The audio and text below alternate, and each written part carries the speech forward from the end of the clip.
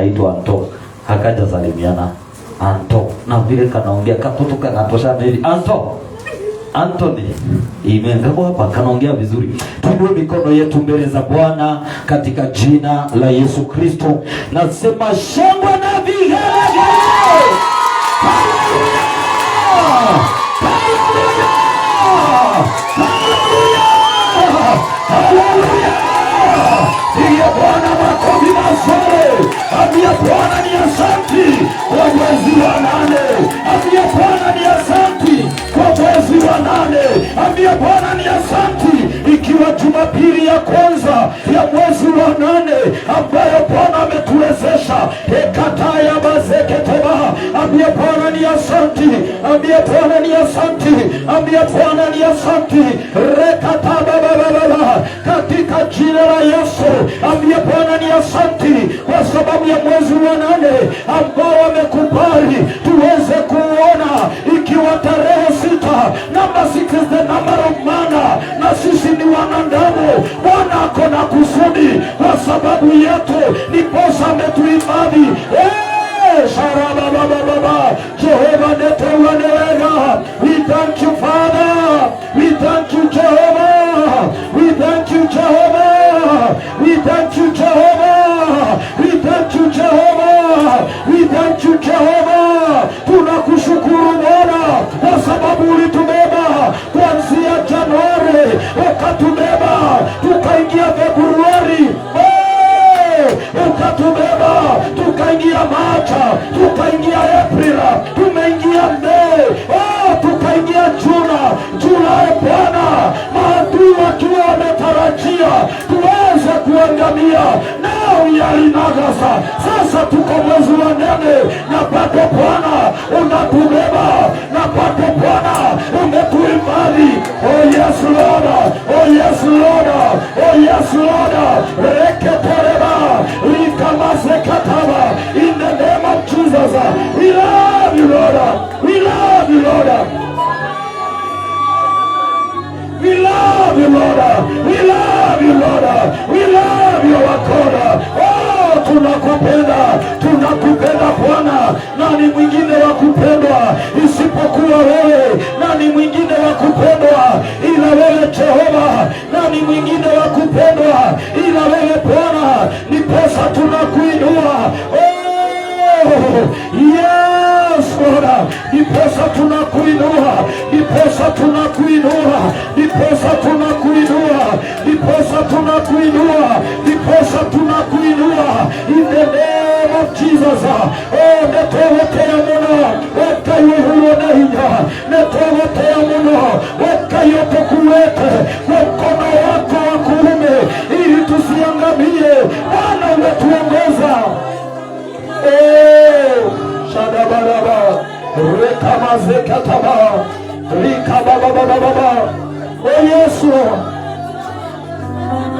Lord, kwa jina la Yesu tunakushukuru Bwana. Tunasema unaweza, tunasema wastahili. Wewe ni mwema Baba, wewe ni mwema Dadi, wewe mwema, wewe yu mwema Bwana, yu mwema Bwana, yu mwema Bwana. Shantereleba Sharagada Zekete Baganda Ziribalabalaba Reketerebababozia. Ukiumenua mikono yako mbele za Bwana, ambia Bwana unahitaji akuongoze. Ambia Bwana nahitaji mwongozo wako, nahitaji mwongozo wako uweze kuniongoza. Ambia Bwana nahitaji mwezi wa 8 miaka rego zina maganda, siku 6 ambazo zimeisha. Bwana umeniongoza, na pia nahitaji uweze kuniongoza miezi za katere maganda, hata siku ambazo zimebaki. Bwana tunaomba uweze kutubeba. Bwana utubebe, Bwana utuinue, Bwana utuinue, Bwana utubebe, utuondolee kila uovu, utuondolee kila mamitego ambayo tumetegewa. Tuondolee Baba, tuondolee Jehova.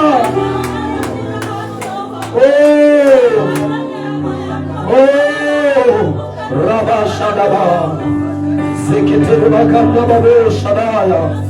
Bwana tunahitaji mwongozo wako. Tunahitaji mwongozo wako. Tunahitaji mwongozo wako Baba. tunahitaji mwongozo wako. Tuongoze Jehova, tuko tayari leo, tuko tayari leo uweze kutuongoza, tuko tayari leo uweze kutuongoza, tuko tayari leo uweze kutuongoza. Ongoza kila moja, ongoza kila moja katika ibada hii Jehova, nena na kila moja. We need your presence, we need your presence Lord.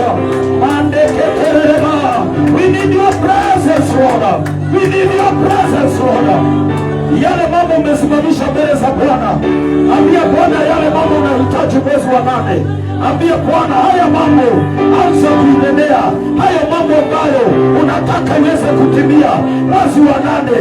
Nena kwa jina la Yesu, nena kwa jina la Yesu. Tangaza inatimia, tangaza inatimia, tangaza inatimia, tangaza inatimia, tangaza inatimia, tangaza inatimia katika jina la Yesu. Jehova ni mwema, Jehova ni mwema. Reba baba baba, reketere baba baba, sinde bahanda. In the name of Jesus, Jehova tuongoze mambo mapya mwezi wa 8, mambo mapya Jehova katika madhabahu. Ningependa upendo wa Mungu uanze kuambia Bwana, katika madhabahu haya tunaomba mwondoko mpya, tunaomba mwondoko mpya katika jina la Yesu. Ambia Bwana madhabahu ipate nguvu mpya, kila mmoja ambia Bwana madhabahu ipate nguvu mpya, nguvu mpya, nguvu mpya katika madhabahu, katika madhabahu. Watu ambao wamefungwa waanze kufunguliwa.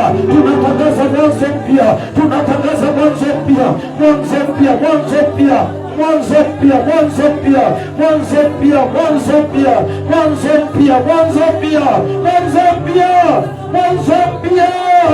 Oh, shadagada. Oh, mazeketereba shadaba, zikitiri baraba.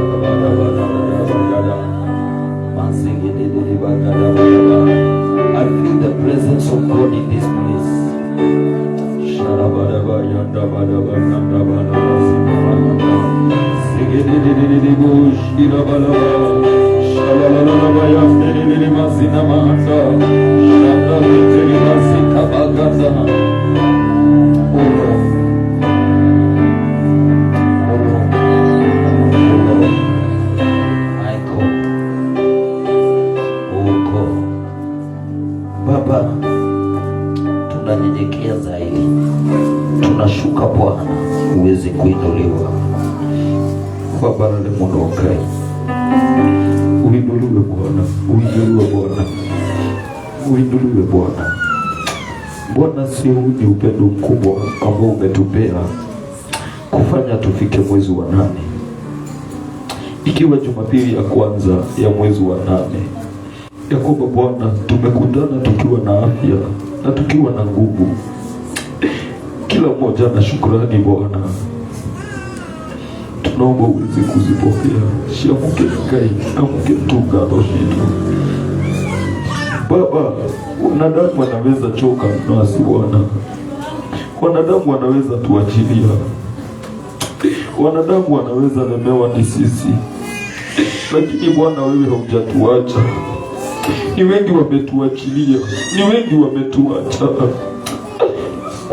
Hakuna kitu tumekupea, hatuna Baba, hatuna dadii. Wabalale Munogai, nituahera Baba mehia maitu. Tunaomba msamaha, tunaomba Baba, tunaomba kutakazika mbele zako, tunaomba kutakazika katika ibada hii. Tuoshe Bwana, osha mawazo yetu, osha mioyo yetu Baba, osha mioyo yetu, osha nafsi zetu Bwana. Tuko tayari unene nasi, tuko tayari Bwana. Hili ndilo ombi langu Bwana, ya kwamba hautatuacha bure, hautatuacha bila kuguza mmoja wetu. Ndugu titigangai, utahutetie mundu gai, kila mtu muguze na uguzo wako. Naomba Roho wako aweze kuingia kila mmoja Bwana, aweze kutawala mwezi wa 8 Bwana. Tunaomba uwepo wako, tunaomba nguvu zako. In the name of Jesus, you are worthy. Kesho ulifikia ndo maruka tete huko oguka ukuigwa gai. Tazama wazee, tazama wamama, wavulana kwa wasichana, tazama watoto Bwana. Siku ya leo wamekuja katika madhabahu, wasikie vile unataka na wao mwezi huu.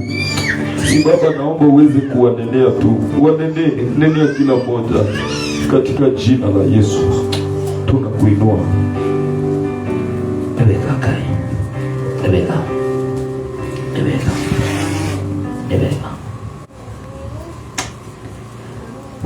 Katika jina la Yesu tumeomba na kuamini. Amen. Natangaza katika mwezi huu ya kwamba may God do a new thing in your life. May God give you a new language in the name of Jesus.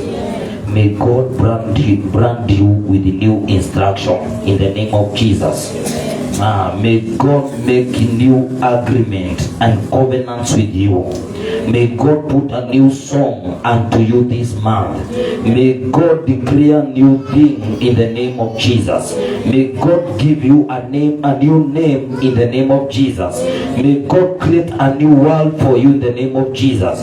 May God release a new spirit in the name of Jesus. Hivyo ndivyo ninatangaza mwezi huu wa 8 ya kwamba mambo hayo inaenda kutimia katika jina la Baba, la Mwana na Roho Mtakatifu. Zote tushangilie kwa makofi. Pigia Bwana Yesu makofi mazuri katika jina la Yesu. Pigia Bwana Yesu makofi mazuri.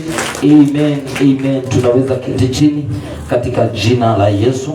Nawakaribisha katika ibada ya siku ya leo. Mmebarikiwa na Mungu. Ninyi ni wa baraka katika madhabahu haya. Bwana asifiwe. Ninawaombea sana na nguvu za Bwana ziwe pamoja nawe. Nisaidie na hiyo festa. Amen. Hallelujah. Nimekuwa na wiki nzuri. Niko na salamu za Pastor Mbogwa ambaye is one of my mentors. Aliniambia isalimie kanisa, pokeeni salamu zake. Niko na salamu kutoka za Baba Askofu, pokeeni salamu zake. Asubuhi tumekutana na mama Mrs. Bishop, akaniambia niwape salamu. Simezipokea. Amen. Nataka kuleta neno la Bwana sasa kwa dakika ambazo ziko, kisha nitawaachilia katika jina la Yesu. Wageni wetu karibuni sana. Ningeomba Mungu wetu aweze kuwabariki. Mungu ambaye huwa anabariki haya kubali, huwa anabariki akiwa kwa haya madhabahu, aweze pia kuwabariki katika jina la Yesu. Na ninaamini hamtatoka bure katika jina la Yesu. Hautatoka bure, unatoka na neno ambalo ni lako. Hallelujah. I want to speak about the intimacy with God, ama kuwa na uhusiano wa ndani na Mungu. That is my topic today. Kwa wiki mbili sijakuwa hapa, nimekuwa tu nimeketi nasikiza vile Mungu ananinenea kupitia wapendwa, na Mungu kwa kweli amekuwa akininenea. So tupigie brigade makofi mazuri kwa ile kazi wamefanya. Amen. Huyu tiro wa brigade na saa tuwapigie makofi mazuri. Amen. Tupigie City Queens kwa makazi ambao walifanya last Sunday. Amen. Mungu wabariki na watende mema. Bwana asifiwe sana. Sasa nitapanga ibada ya Deborah. Amen. Hallelujah. Amen. Tulivaga. Nataka kuleta about intimacy with God, ama kuwa na uhusiano wa ndani na Mungu. Maana tunaishi nyakati ambazo watu hawana uhusiano na Mungu, wako na uhusiano na wanadamu. Bwana asifiwe sana. Na kwa hivyo nataka kukueleza kuna mambo ambayo inahitajika. Kuna mambo mengi ama mambo kadhaa ambayo nimeandika, lakini ni mengi katika Biblia, ambao ukiweza yafuata utakuwa na uhusiano wa ndani na Mungu. And what is intimacy? Intimacy is an atmosphere of closeness, amen, and openness towards someone. Ni atmosphere ama ni uhusiano wa kuwa umefunguka, moyo wako hauna chochote ambacho kimejificha. It is an atmosphere of closeness, yani umekaribiana, and openness towards someone. Na ninaelezea na kusema ya kwamba not necessarily involving sexuality. Maana intimacy, ukiambia watu intimacy with God, wanaweza ielewa vibaya. Lakini intimacy with God ni atmosphere ama ni anga, ni environment ambayo inakuwa prepared ya kuwa open, ya kuwa umefunguka moyo wako, na unakuwa na umekaribiana kumkaribia Mungu, umekaribiana na Mungu. Na hiyo ndiyo Mungu anahitaji. Ukisoma in the book of Genesis, Mungu is a God of relationship. In the beginning, God created the heaven and the earth. Ukisoma maandiko inasema akamuumba mwanadamu, na ukisoma chapter 1 chapter 2 unapata alikuwa anatembea katika shamba la Edeni ili kuzungumza na Adamu. Hallelujah. Lakini walipokosana, the relationship ikabreak. Akawacha kuwa anaonekana, anaacha kosa kuja, akaanza kutembea miongoni mwa wanadamu. Hallelujah. Na ndiposa unafika in the book of Exodus, unapata Musa amesaidiwa, anaambiwa watengeneze the tabernacle. Ili ile tabernacle wanatembea nayo. The tabernacle yenyewe ni Mungu. Maana yale mambo yako pale ni Mungu. Imejaa uungu. Ndiposa popote walikuwa wanaenda, walikuwa wanabeba tabernacle ambayo haikuwa permanent, ilikuwa temporary. Na mbele yao usiku wanaongozwa na moto, mchana wanaongozwa na wingu. Kama lile wingu lingewaongoza lifike mahali lishuke, lingeshuka linawaambia wasipite pale, hadi wakati lile wingu litainuka tena. Litakapoinuka, wana wa Israeli walikuwa wanakusanya hema zao. Wakisha kusanya, wanaongozwa na lile wingu. Hallelujah. Na mahali pengine wanataka wasimame, Mungu akitaka wasimame, anashukisha lile wingu, wanajua Mungu anataka tukae hapa. Kwa hivyo Mungu in the Old Testament alikuwa anatembea miongoni mwa wanadamu. But in the New Testament, Mungu akaja kwanza in the form of mwanadamu ili aweze kukaa kama mwanadamu. Yale mambo mwanadamu anapitia, Yesu akapitia. Yesu ni Mungu 100% na ni mwanadamu 100%. Na ili aweze kurudisha the relationship between man and God. Hallelujah. Alipofanya vile, maandiko inasema akaingia ndani yetu. Kwa hivyo tunatembea na Mungu. With the Old Testament tulikuwa tunatembea na, lakini in the New Testament anatembea akiwa ndani yetu. Ukisoma maandiko, Paulo anasema sio mimi ninayeishi, mbali ni Kristo aliye ndani yangu ndiye ananiwezesha kuishi. Kama kuishi kwako sio Mungu anakuwezesha, you are in the wrong place, na hiyo haifai. Na ni vizuri niwaambie, ni makosa kushuhudia stinie mwega ni Kristo mwega. Listen, kama ako ndani yako no kinyotwike mwega. Mwadhani ya gosho. Nataka kuonyesha kitu.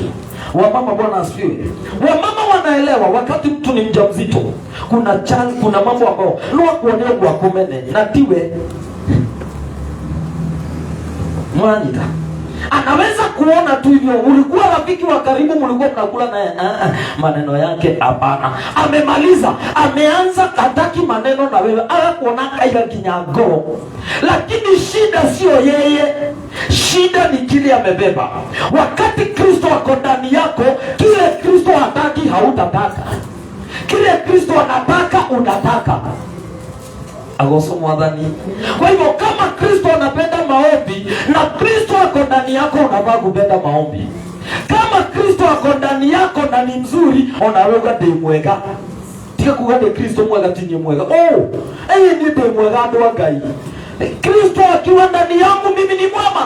Bwana asifiwe. Kwa hivyo Kristo akaingia ndani yetu, akaweza kutuongoza ili mikono inapomuinua sio sisi tunainua, ni Kristo aliye ndani yetu anainua mikono. Ndiposa unaweza omba 1 hour because sio wewe unaomba, ni Kristo anaomba ndani yako.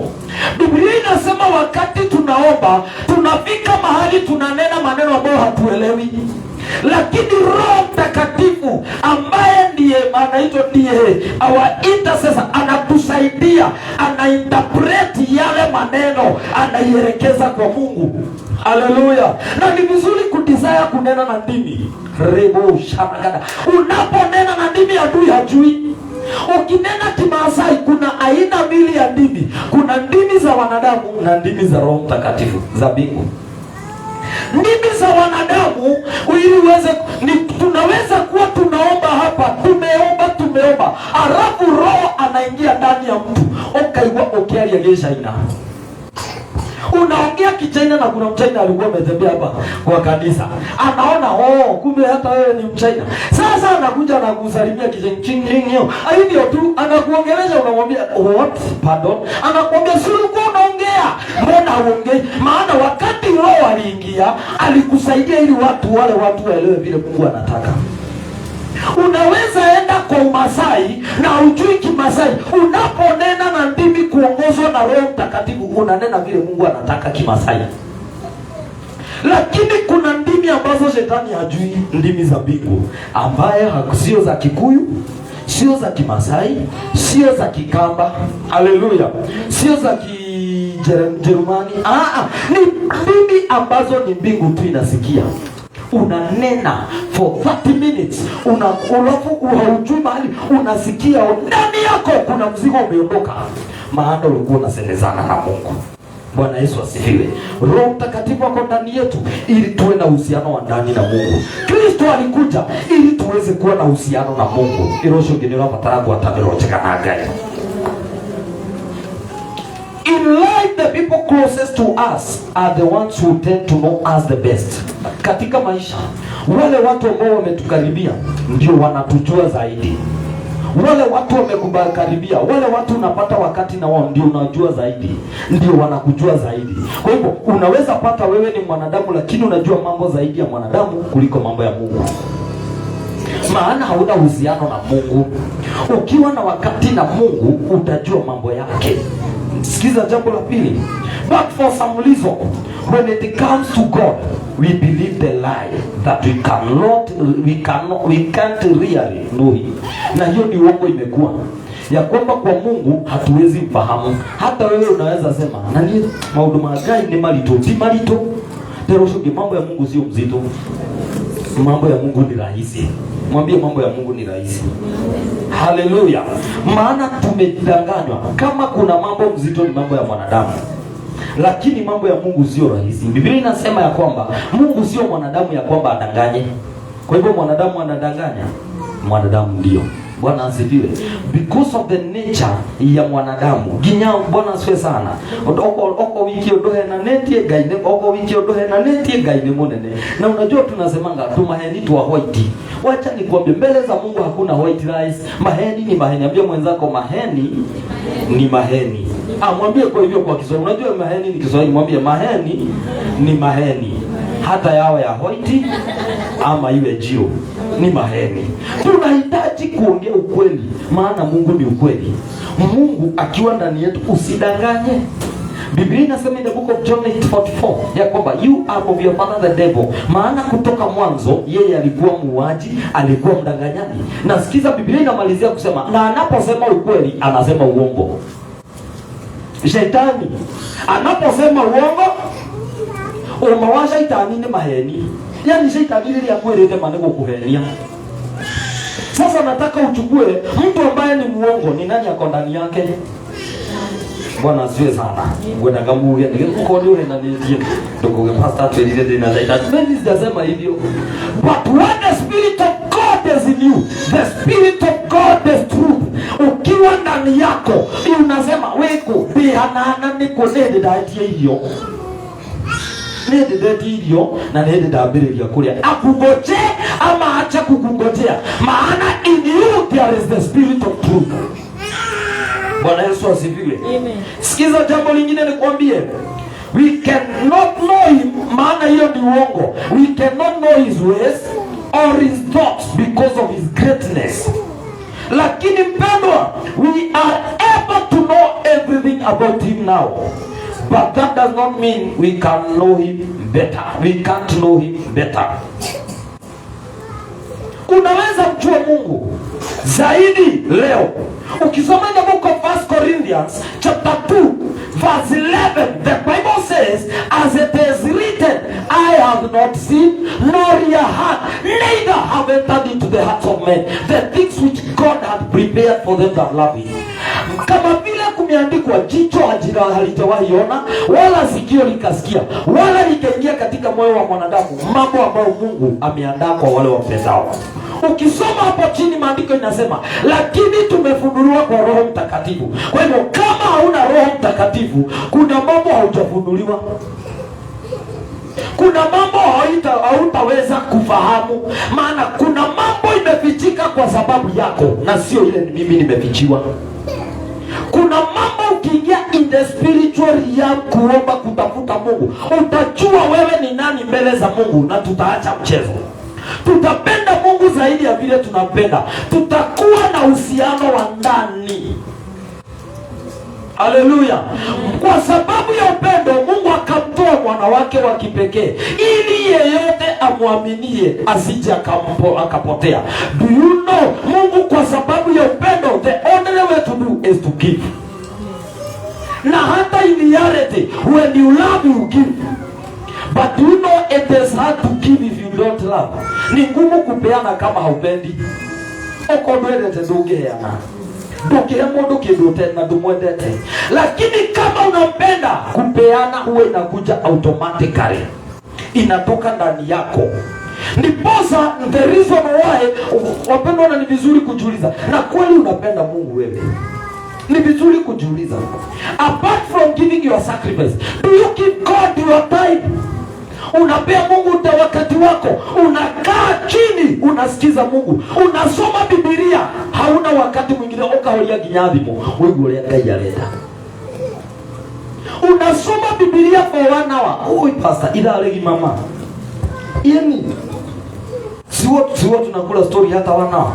Na hata unaambia mtu, hata huyo mtu anaondolewa ni kwa sababu ya kupigiwa simu ya emergency. Dauma na yenya. Aona wewe umana ngano. Lakini mbele za Mungu, ukienda mbele za Mungu uko na haraka. Enda utulie kwa Mungu, usome maandiko vile Mungu anataka, uanze kumeditate on those words. Kama unataka kusikia Mungu, ukisha soma neno liwaze. Mungu unataka nini? Mungu unataka aje na mimi? Mungu unataka kuniambia nini wakati huu? Ili Mungu anapata wakati wa kukunong'onezea. Nikwambie jambo ambalo limefichika mahali. Shetani huwa anakuja kwako ukicreate an atmosphere yake. Bwana asifiwe. Umeiona nyoka mahali ambapo ni pasafi? Kana kiura pia mahali ni pasafi. Unaona? Lakini achilia kuenda uchafu.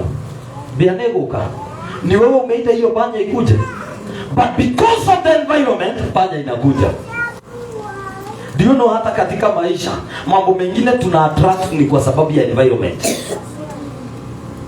Kama shetani anakutembeleanga, angalia environment. Kama Mungu hakutembelei, angalia environment. If you are clean in your soul, in your spirit, in your mind, lazima create. If you are clean, Mungu atakuja vizuri. Maana Mungu haendangi mahali popote. Gayadhiaga hali haderu. Bwana asifiwe sana. Haya. Wakati kuna nyasi mrefu, kuna mambo huwa inapatikana kwa nyumba. Kuna wakati nilipitia mahali nikaona compound. Sikujua mwenyewe ananiona. Mimi nimeona compound vile ni chafu. Imejaa plastic mahali pamevijika. Kumejaa plastic magunia asho kokete na barugi kokigiare tego wake. Kumbe nimechungulia hivi akaniuliza, "Oh pastor, kumbe wako." Nikaangalia ni nani ameniambia ni kwake. Na compound nikaona shida mahali. Nikuambie kitu, usafi wa shetani ni uchafu. Gikutheru wa shetani ni giko. Kwa hivyo shetani ili uwe msafi lazima akuchafue. Na ndiposa unapata watu wenda wazimu, hata ukimtafutia mavazi atatupa mpya avae ile mzee. Maana usafi wa shetani ni uchafu. Bwana asifiwe sana. Huyo mtu ukiweza jaribu tu hivi aende aoge, analala kama katoto. Bwana asifiwe. John chapter 1. Kabla tufike John chapter 1, nitakuonyesha mambo kadhaa katika Biblia. Ukisoma in the book of Genesis, kwanza tuende pale John chapter 1. Ukisoma in the book of Genesis, kuna mambo ambayo ukiangalia watu kadhaa wametuonyesha wakati mtu ako na intimacy na Mungu. Abraham amekuwa na uhusiano wa nani na Mungu? Abraham, Mungu amemtokelezea akiwa 75 years old. Akamwambia, ondoka kwa baba yako. Akaambiwa, nitakubariki. Akiwa hapo tu, nitakubariki na mtoto. Abraham amesubiri more than 20 years kupewa mtoto. Ameenda kutoa mtoto dhabihu. Mungu anamtokelezea na mwambia, Abraham, nitolee huyo mtoto wako wa kipekee. Tuongeeni ukweli wapendwa. Mungu ni yeye amekupea. Okay. Bwana asifiwe sana. Wacha nikuonyeshe, wacha na alafu nikuonyeshe. Mungu ni yeye amekupea, alafu anakuambia nirudishie. Abraham katika uzee wake amepewa mtoto. Na Mungu, na ili apewe abarikiwe na mtoto, alicreate atmosphere ya kupata mtoto. Alipoona watu watatu, alikimbia akawaambia, nikipata kibali njooni kwangu, nikipata kibali. Wale watu wakamwambia ni sawa, tunaingia. Wana create atmosphere ya kuingia. Na hata siku hizi nikikuta watu sijui, ninawauliza, unaweza kubali nikusalimie? Nikata tukatiko hiyo mbodo na naenda huko gaidia. Create an atmosphere. Bwana asifiwe sana. Siku moja nilienda nikauliza mtu, naweza wasalimia? Akaniambia, hata I think tulikuwa tunaweza kusalimia. Akaniambia, tukukirega niki. Akaninyoosha mkono na mimi nikanyoosha. Anyoosha akiwa wa kwanza. Usiende kusalimia mtu unavile na ni mbele ya watu kwa iganira ndugu, iganira na ni mbele ya ndugu. Hiyo ni atmosphere ambayo si nzuri. Create an atmosphere ambayo haitakumaliza na haitakuangamiza. Bwana asifiwe. Abraham ameona wale watu wakamwambia, nikipata kibali ingieni kwangu. Wameingia, ameleta maji, amewanawisha, anakimbia kwa malishoni. Maandiko ya Kikuyu inasema akatafuta geshao kiororo. Hiyo ni ya Kikuyu ndivyo inasema, geshao kiororo. Kumaanisha nini? Sio damu ambayo ni imekauka, sio ile ng'ombe ambayo ilikuwa karibu kukufa. Sio ng'ombe ambayo ilikuwa imevunjika mguu. Alitafuta geshao kiororo. Hiyo ni Kiswahili. Bwana asifiwe sana. Ya city, ya Bethel City. Ile ndama akatumana kuandaliwe, ichinjwe haraka na iandaliwe. Akakimbia kwa Sara akamwambia, Sara chapo haraka. Sara na yeye kwa kitchen anagaragaria hivi tu pole pole tu, akisipiga tu turungoto akiroho mwana ni agosho na ndiye nikisha kushika hana ganani hivyo atumia mbona asiwe sana venye tu anapika ndio saleka venye tu anaandaa kijifurahia akachukua akawapelekea. Walipompelekea, Sara hakuenda mbali, amekaa nyuma ya mlango. Bwana asifiwe. Wale wakamwambia next year wakati kama huu Sara atakuwa amejishikia mtoto. Sara alicheka. Kai, Sara yeye akiulia, mimi nimemaliza marriage. Wakamuuliza mbona Sara amecheka? Na huyo mtoto ataitwa Isaac. Abraham amepata mtoto. Alipopata mtoto, Sara akauliza, ni nani angesema ya kwamba nitanyonyesha? Maana amejidharau, amejichukia, lakini amecreate an atmosphere. Nikwambie kitu, ukiwa na uhusiano na Mungu, ne kule kila Ngai yako heaga na andũ anyuma no makona na andũ agĩrĩire. Create an atmosphere, baraka zionekane mwezi wa 8. Create an atmosphere with God. Yes, kuwa na urafiki na watu ni vizuri, but create an atmosphere with God. Kuna baraka zinakujanga automatically because of your atmosphere. Agosumwa dhani. Niulize swali hili. Inzi inaendanga mtu akona marashi. Gi. Igakuwa togo di na hemodo mudwe na mudwe wetha beta wega.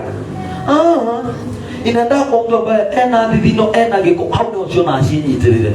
Create an atmosphere. Bwana asifiwe sana. Abraham baada ya miaka kadhaa ameenda kutoa mtoto wake dhabihu. Ameenda a journey of 3 days. Isaac typologically ni Yesu. Typologically ni picha ya Yesu. Nitakuonyesha.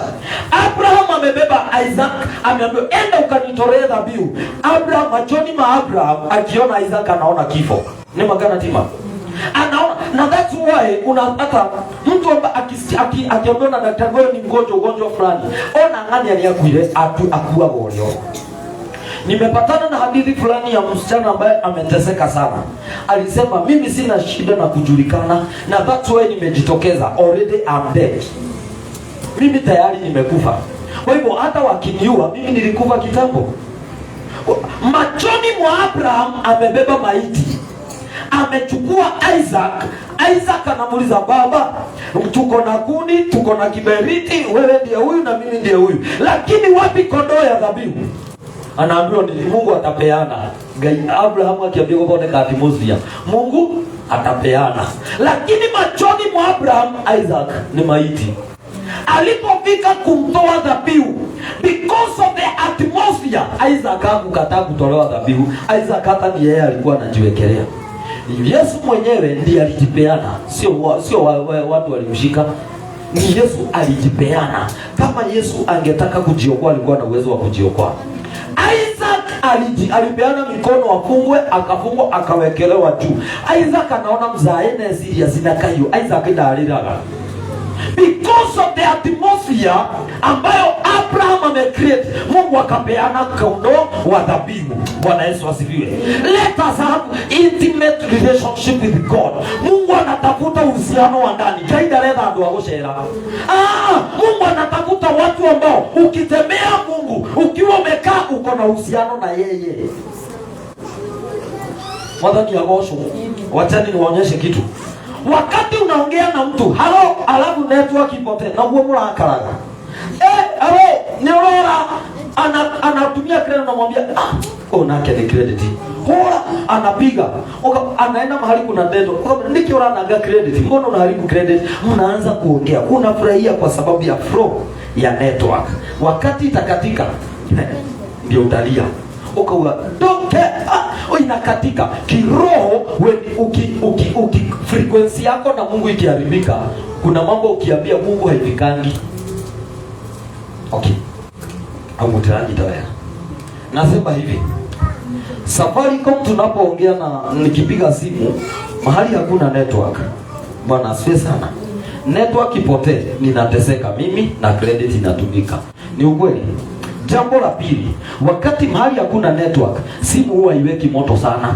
Nema haya kiroho, kama network yako na Mungu hauna uhusiano direct mzuri na Mungu, Jambo la kwanza, kuna mambo yako haitafika kwa Mungu. Jambo la pili, you will struggle. Utaishiwa na nguvu. Kile kinahitajika ni nini pastor? Tuwe na uhusiano na Mungu. Ndio shukikuwa na uhusiano na Mungu.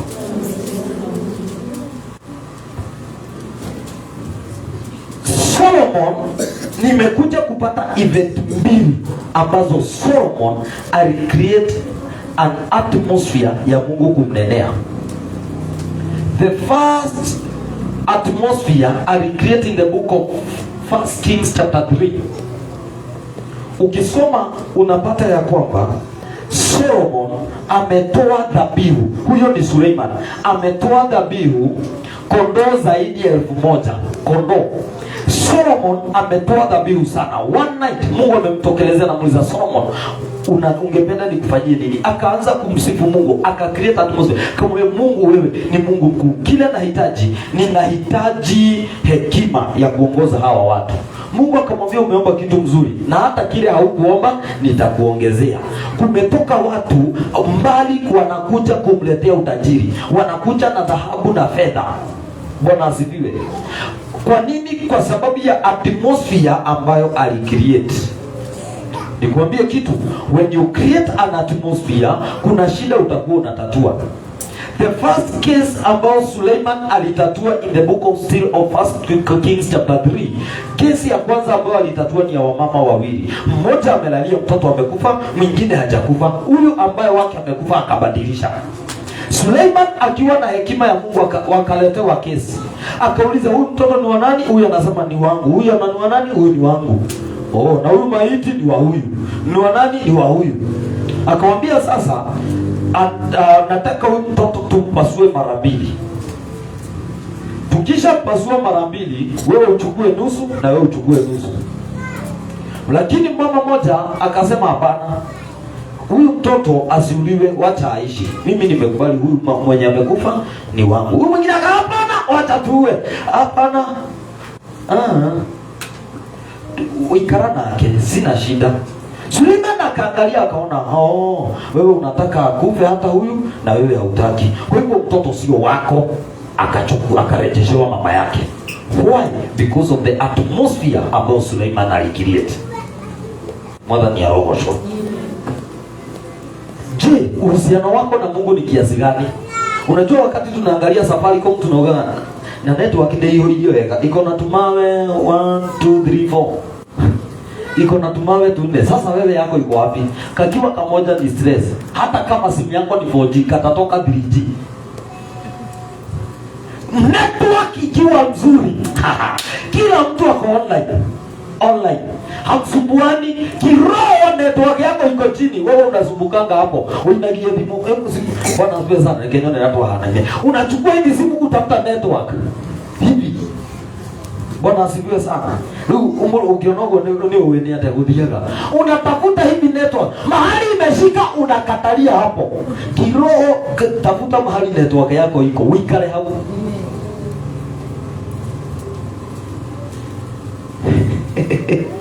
Nyumbani kwetu hakuna network ya Airtel, lakini this week nimepigia my wife na Airtel nikiwa Sweetwaters, nikatafuta network ikapotea. Dakika roho mwekenyita, nilikaa hivyo hadi kwanza tumalize. Sasa nilikuwa nauliza wale wananiona wanasema nini? Sikaleti huo, lakini mimi ninafurahia maana kile nilikuwa nataka nimesaidika. Hata wewe network yako ikishika, inaweza shika uko umeinua mguu moja juu. Ofatiku ikaroguo nginya ureki ulio kwendaga tukunene, tukisha maliza kunena wewe ubi na mbere na rugendo, maana umepata kile unataka. Let us have an intimacy, tuwe na uhusiano wa ndani na Mungu. Amen. Ni wapi Mungu ninaweza kuondokea? Hata nikiweka kitanda kwangu, kitanda yako nikiara kwako, maweli dhore ya kuno ulirona. Siwezi jificha. Huyo ni Daudi, wewe ugagatia. Tafuta network yako na Mungu. Ujue Mungu kaiwetega jikareo ugo niko kushoka guikara. Na tigoshatia nitakaa hivyo, Mungu unibariki. Na Mungu anakubariki. Kila mtu hapa ako na network yake. Bwana asifiwe. Si hata wewe unasema mimi ndio ya tero. Todo ni free, it is free to air, Airtel to Airtel. Ni sawa. Huyo ni Airtel. Enda mahali hakuna network utashangaa. Enda mahali kwingine hakuna network ya Safaricom ya Airtel. Wewe unasema mimi napenda Safaricom wananipeanga free minutes. Enda mahali hakuna network ya Safaricom. Uikaraga totally. Hata unauliza huku mnafanyanga ni ona kwamba sisi tulizoea. Sikiza upendo. Kuna watu kiroho walizoea. Huko ndo wamenye uikaraga network. We, ni bingo iganira. Mimi sitatosheka. Mimi ino mkono wako sema nimekataa. Kutosheka. Na mahali hakuna network ya kiroho. Amen. You must connect yourself. Haya. Wacha nikuonyeshe jambo lingine. Uhusiano wa ndani unakaa unaona socket ya stima. Juzi nimeweka maji kwa bucket nipashe na kale kahita. Si mnakajua bwana siwe. Mimi nimeka plug kwa socket na sijaweka on. Swali la kwanza, nimeiconnect lakini nimeingiza. Si ndio? Kogo ni internet. Haya, kuna moto inapita. Mimi nimekaa 30 minutes. Karibu kaimaema mataraderuka. Nakuja naangalia naona iko bado. Naguza bucket bado ni baridi. Narudi. Nilipokuja after 30 to 45 minutes nikakuja, guy, binakia. Unajua ilifanya nini? Nikaweka on. Nikakaa. Within 10 minutes kabla ishe maji imeanza kuchemka. Lakini nimekaa 30 minutes. Waga kumenyerera urigade wa Ngai no tukirakia mwaki wa kiroho network moto kutoka pa. Yaani yes aya. Umeconnect kwa Mungu. Mimi nimeokoka, Bwana asifiwe. No kini flow ya kutoka kwa Mungu. Wakati umeokoka, ni munielewe, kuna mission yako hapa duniani. Kwa hii microphone niko nayo, kuna kakitu kako hapa. Haka kakitu nisipo switch, nisikakiwa hivyo. Netekereta microphone. Netekereta microphone. Itiekerete, nitirahuthira microphone. No niraria. Dena neke. Mashini nasikia vizuri kiroho, mashini inaguruma generator. Nauliza vita, mbona generator inaguruma? Mashini pale meweka, mbona microphone yangu haiwaki? Nimevaa, kwani natakanga nini? Anakuja tu anafanya weka on. Golia kai. One sauti yangu imesumbuka, lakini kwa sababu ya frequency, yani kuconnect bila inahitajika, nimeondoka. Tuwe na uhusiano mzuri na Mungu, wapendwa nyinyi. Ndio shogegia naona hata mwegana Ngai. Haya. Kazi ya Thamos ni nini? Bwana asifiwe. Yule alitengeneza alijua hiyo kazi. Kazi ya sahani ni nini? Ya? Wira wageshiko niki. Wagaga kulia na thani niki. Ya? Hauwezi, si ndio? Mbona usiweke chakula kwa kijiko? Kwa sababu hiyo sio kazi yake. Lile wobiro ni Ngai yako heirawia. Na ile kazi Mungu alikupea sio hiyo alinipea. Niwaambie kitu. Nimekuja kugundua niko na weakness zingine, my wife ako na strength zake.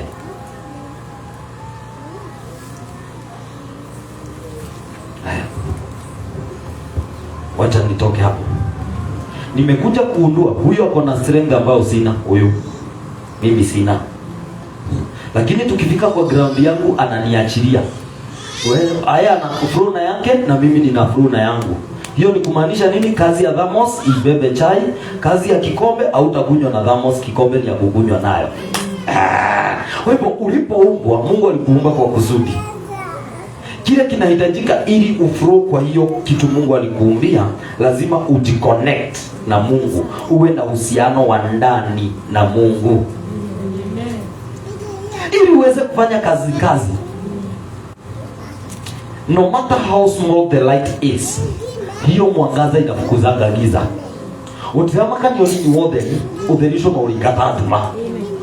Utizama kanyo unahudhira balbu, unatumia torch, unatumia solar, unatumia mliwa, unatumia mataa ya gari, unatumia ya ndege, jambo ambalo ni la maana, no ndaigata nduma. Bwana asifiwe sana. Kwa kila gari kwa msitu huu nimetengenezwa kuna torch kako pale nje ndani karet.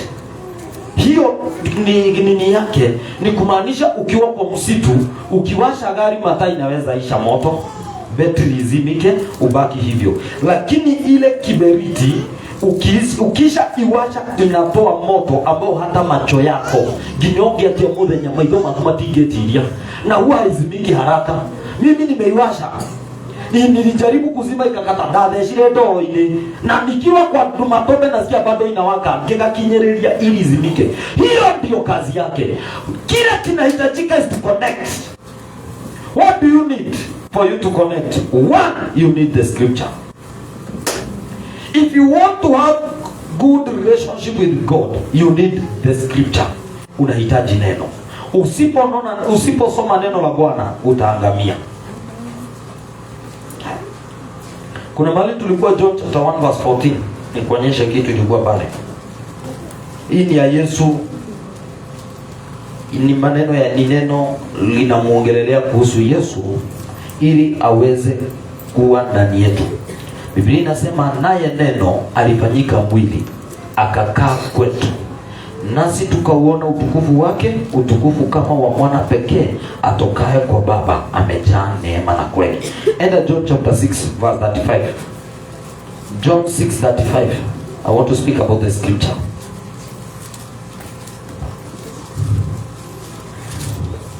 You need the scripture.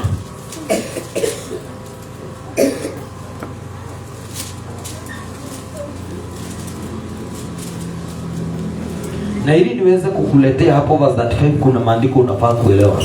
In the book of John chapter 1 verse 1, Biblia inasema in the beginning was the word, and the word was with God, and the word was God. Pale mwanzo kulikuwako na neno, neno lilikuwako na Mungu, na neno lilikuwa Mungu. Bwana asifiwe.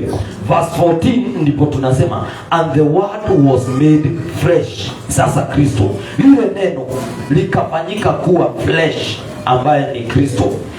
Na Kristo verse 35 chapter 6 verse 35 anasema nini? Ambaye alikuwa Mungu na ambaye ni neno.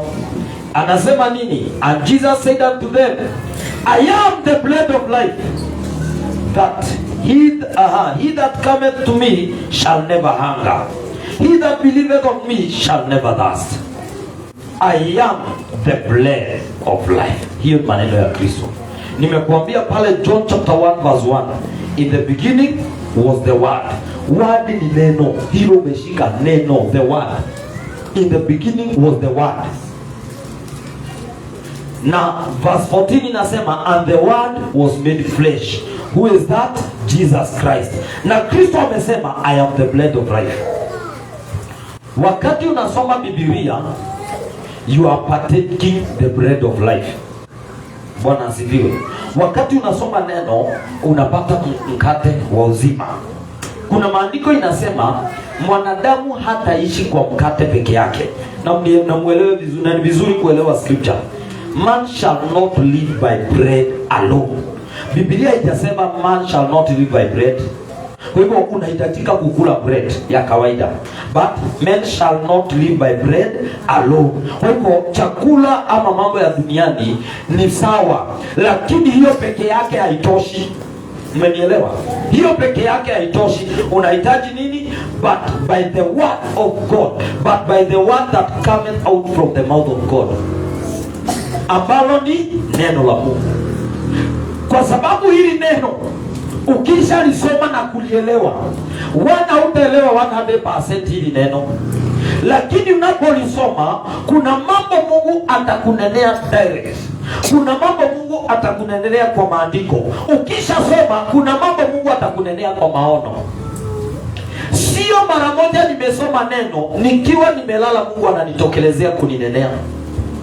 Na nikiangalia vizuri ninaona kuna neno nilisoma ambalo limelingana na vile Mungu ameninenea. Why? Maana my spirit imekula chakula yake. Bwana asifiwe sana. Ukikula zaidi kimwili, mwili wako unatoshekanga. Amen. Unatosheka kabisa, mwili wako unasikia niko sawa. Mwili ukiwa na njaa ndio hapa tarama hoya. Mwili ukisikia umeanza kukonda sana, ndio ya ndira anorete gatani gathira na tiji murathi, ni chakula unahitaji. Makayurale na mone mazira ni chakula. Bwana asifiwe sana. Hapo unahitaji maombi ili uongeze kilo. Kilo ulikuwa na vote umerudi 20. Sio maombi hapo inahitajika. Ni chakula, msosi ulie gima ya namba 2 ya guthio. Ukule namba 2 na mara ukimaliza hiyo umetoa hata shati. Ni guthina. Ukilala unaota ndoto zingine vane. Maana ukishiba unaota. Kiroho ukishiba, acha niwaambie ukweli. Duno ukikula ugali ya namba 2 na mara vizuri, uone pa. Duno usikie imefika. Ukienda kulala utaota ndoto fani. Mnajua hivyo? Na nini talimuhono? Bwana asifiwe. Okay. Nikiandika nani nirekije mwireni. Mimi nikiweza kula nishibe excess. Nikikoma ndio nataka ile ndoto fani. Lakini huwa najua ni todo wako unajotiga. Unaota wigatithitio. Hiyo ni kushiba. Kumaanisha nini? Ukikula kiroho, ushibe kiroho, unaotaka iroto ina ngai. Mwanyita. Mundu ahutie kimwelele, huu mwili ukipata njaa unaotanga ukikula. Bwana asifiwe. Kiroho kama you are alert kiroho, usipo shiba kiroho unaotaka ukilie cia kiroho, wabere ukihunjirio.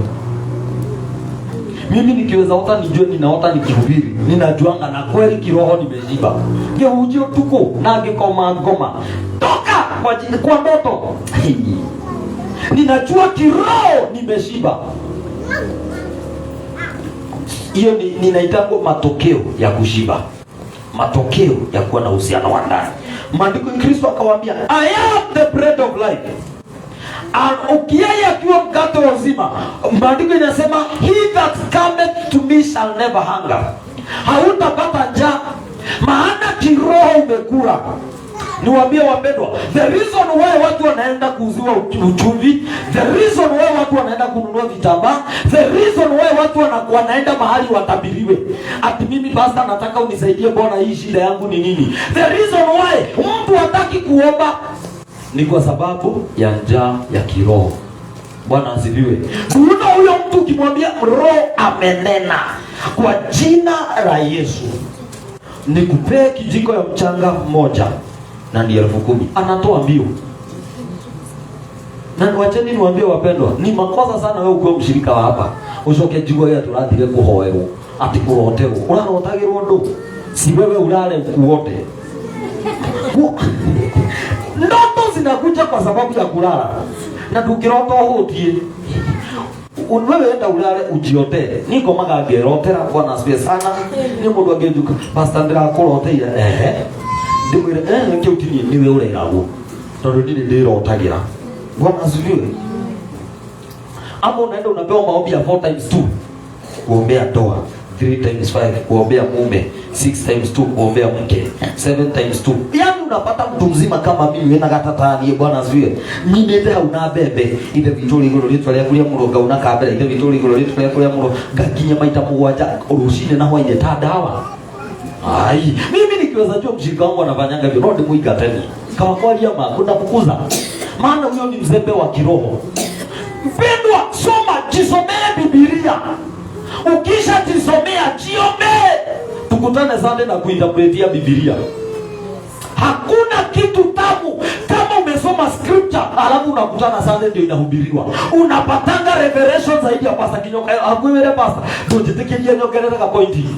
Maana kiroho umeanza kupata revelation. Hallelujah. Jisomee Biblia na ujiombe. Sikiza mpendwa, the reason why kumejaa walemavu wa kiroho ni kwa sababu ya uzembe wa kiroho. Kumejaa walemavu, maana hakuna mtu anataka kujisomea Biblia. Hakuna mtu, hata TikTok kumejaa wachawi. Bwana asifiwe sana. Ati mtu anaenda hapo anasema nisaidie pastor, ninapitia hivyo, anaanza kunena hapo majina kata bila kiria, ananena kwa roho, anasema hivi ati unafanya hivi. Unasikia, unaona kamjinga kana comment ndio pastor kinokolia guy na ni mtu mzima. Soma Biblia, kuwa na uhusiano na wako na Mungu. Ndio ukioka hakamwira goka kuroterere ninyo othe nikikarikia ri kugua na yenya ni ndirenda kugua na yenya. Wacha mimi ninakuja napigia Mungu magoti hapa kiraga iririkana ninangani ngai wewe muteithie. Nikiwa hapa Mungu akinifungulia jambo ananiambia ananipea burden yako, mimi ninakuombea. Not ukage pastor ndoka kuroterwa ni ndio muthenya wa kurotanira. Bwana asifiwe. Sina siku ya kuoteana. Hapana. Tukutane hapa maombi zote tujipeleke mbele za Mungu. Unandina makwa tutware mbele ya Ngai. Tutiteithanie. Ndio watigirira wothe ucoke uthiure na mutu wa kilo 2 we wikare. Na ni undigire na mathina maku ri.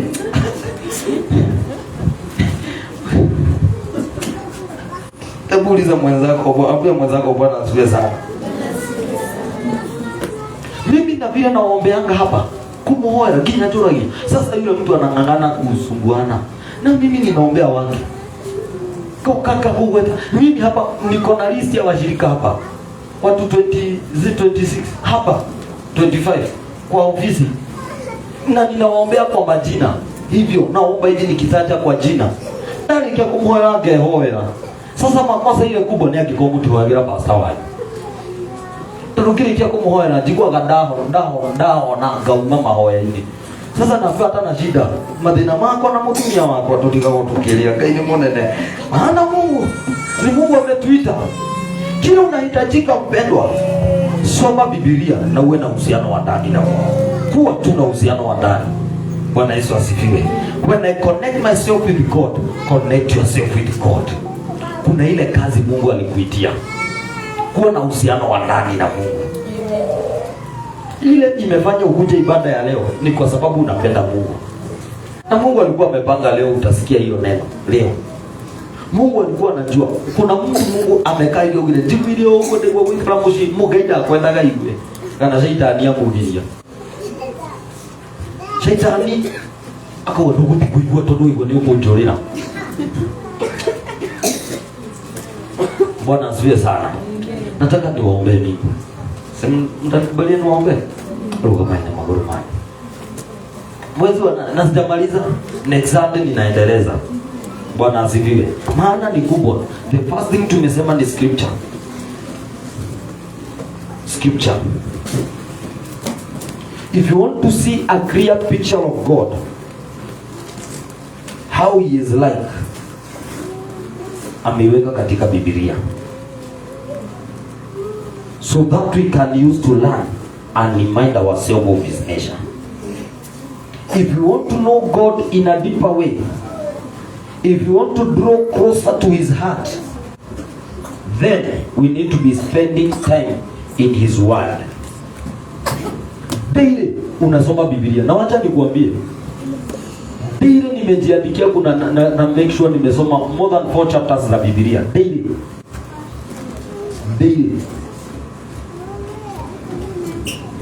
From Genesis nikifanya study. Ukiweza nikuta kwa ofisi nikisoma. Natoa vitabu ya Kiswahili, ya Kikuyu, ya Kiingereza hapo. Natoa kitabu kingine hapa ya nilisoma na degree nawekelea hapo. Nasoma naona hii jina nataka kujua, naitafuta. Nanunua bundles natafuta vile inamaanisha. Ili nijue Mungu. Nifahamu the heart of God. When you understand the heart of God, kuna mambo unapona. Ukisoma 4 chapters daily, by the end of 1 year, umemaliza Biblia, unarudia tena. Hausomi kuhubiri, unasoma kuelewa. Na wewe wakati utapata opportunity ya kusema mambo, ukalia dole makamaka. Maana umesikia Mungu amekunenea, Mungu amekusaidia yeye ni nani. Nataka kuwaombea katika jina la Yesu. Nataka uambie Mungu, nataka kuwa na uhusiano wa ndani na wewe. Uhusiano wa ndani. Ambie Mungu, uhusiano wa ndani. Sometimes Mungu anaangalia na our givings. How we give to show our love. Sometimes Mungu anaangalia how we give our time to him. How we give our time to him. How we speak about him. Mungu anaangalia. Kama unanena kushindwa, mpendwa, Mungu anashangaa. Mungu anapata huzuni. Maana unafaa kunena mambo makubwa. Ambia Bwana akusaidie. Nisaidie Bwana, nisaidie. Niwe na uhusiano wa ndani. Si wewe ndio unajua. Mungu anajua kile alikuitia. Unaweza kuwa umeokoka lakini utatoka ukiwa hauja-accomplish kile Mungu alikuitia. Lakini kama umeokoka, then you connect, when you plug yourself in God, alafu uswitch on, utaanza kufanya mambo makubwa. Unaweza jiconnect lakini hauja switch on. What you need is to switch on ili uweze kubarikiwa. Mungu ndio anatafuta. Mungu anatafuta watu ambao watakuwa na uhusiano na wakati na yeye. Ambia Bwana nisaidie, Bwana nisaidie, niwe na uhusiano na wewe, nikujue zaidi, niwe na jipea wakati kila asubuhi na jioni ya kukuomba Bwana na kukutukuza na kusikia vile unataka na mimi, katika jina la Yesu. Oh yes. Baba, ni asanti kwa sababu ya wapendwa hawa. Ni asanti kwa sababu ya kanisa hili ambalo umeleta siku ya leo niweze kuwanenea mawazo yako. Jehova, nimenena vile ulikuwa unataka. Baba, ulipokuwa unanenea hao watu kunipitia, kuna maneno umeninenea pia nami. Ninakuinua Bwana. Nitaongeza uhusiano wangu na wewe. Uongezeke Bwana. Saidia kanisa hili Bwana. Ombi langu Bwana, sio kanisa tu kunijua na kuwa na uhusiano wa ndani na mimi, lakini Bwana ni wawe na uhusiano na wewe. That is my prayer, my Father. Ndiposa ninawanenea baraka. Gaida hoyo Roma bararia no meke maundu mega. Bwana, waunganishe na baraka zako. Maana when we connect ourselves, when we switch on our intimate relationship with you, kuna mambo ambayo huwa inafunguka. Tunakuinua, tunakushukuru katika jina la Baba, la Mwana na Roho Mtakatifu tumeomba na kuamini. Pigia Bwana Yesu makofi mazuri katika jina la Yesu. Amen. Nataka tuweze kutoa sadaka zetu. Amen. Amen. Tukishamaliza ibada, kama utanihitaji nitakuwa hapa. Amen. Tutoe sadaka zetu kutoka youth kuenda hivyo hadi Deborah. Huwa wanatoa sadaka zao kwa bahasha. Kuna bahasha pale nyuma ambazo ni ya green. Unaweka offering yako pale. Pia kuna bahasha iko pale ya Thanksgiving. Lakini tithe ziko bahasha za tithe. Sijui kama kuna mtu alikuwa umepeana. Amen. Wow. Amen. Nataka tu tusimame kwa miguu yetu ili tuweze kutoa mbele za Bwana. Maana Mungu wetu ni mkubwa. Mungu wetu ni mwaminifu. Hata unapotoa, Mungu anaangalia. Unajua hata ukinipea kitu niona uko umekasirika, niko menyadunye ndete, hauko unanipea. Na ni vibaya unatoa uko umekasirika. Maana si geta unapigwa. Unajua wakati mtu unapiga geta, unajua kuna ile unaonyesha mtu bunduki, umemguzisha hapa, alafu unamchekesha. Kuna mwalimu ambaye tulikuwa tunapendana naye alikuwa deputy. Kama angekupata kwa makosa, alikuwa anakuwekelea mkono hapa, kutoka mbali mnakuja mkiongea akicheka, lakini anakufinya. Unapitia kwa wanafunzi, alitomageishia wende tu, tikwedo nikilio wanagerera. Ndio ndio wogethekaga. Maana ukilia watajua unafinywa. Mkifika kwa staff room unacharazwa, mgashoka mkombani na yake mkilia story. Sasa unaona huyo hacheki kwa sababu anataka, anacheka kwa sababu anaondoa aibu. Usicheke ili uondoe aibu. Toa kwa furaha. Kuna scripture tumeweka hapo chini inasema Exodus 25:2, speak unto the children that they bring me an offering of every man that giveth it willingly. Usitoe kwa kushurutishwa, usitoe kwa kusukumiwa. Toa kwa moyo wako. With his heart he shall take my offering. Sasa unajua kulingana na Kristo, Yesu alikuwa anasimama mahali watu wanatolea madhani ya gosho. Sasa ukile unashika, Kristo anaangalia, ugaikia kironaga na waikia. Bwana asifiwe. Lakini sisi hatufanye hivyo. Maana tukifanya vile Yesu alikuwa anafanya, no uhure pasa doga shoke uikala hau. tokai turute. Kwanza inueni mikono, sadaka yako kama unatoa kwa simu, kama unatoa kwa bahasha, inua kwa mkono wako katika jina la Yesu. Baba, tunakushukuru kwa sababu ya matoleo na dhabihu ambayo tunajiunganisha nayo katika madhabahu. Katika matoleo Bwana, huwa unaona vile tunakupenda na huwa unaona vile Bwana tuna uhusiano wa ndani na wewe. Tunaomba Bwana uweze kutubariki tunapotoa. Bwana, ninanenea baraka wapendo hawa. Jehova, wanapojiunganisha na madhabahu haya iwatetee na madhabahu haya iwainue. Na iweze kuwabariki katika jina la Baba, la Mwana na Roho Mtakatifu tumeomba na kuamini. Tunaweza toa sadaka zetu kwa furaha katika jina la Yesu. Mungu awabariki, baraka za Bwana ziwe pamoja nanyi, nguvu za Bwana ziwe pamoja nanyi. Kisha walio na fungu la 10 nitapokea katika jina la Yesu. Kiradhi moke iguru kiroto rana nawe. Amen. Amen. Anto uzirie wewe. Amen.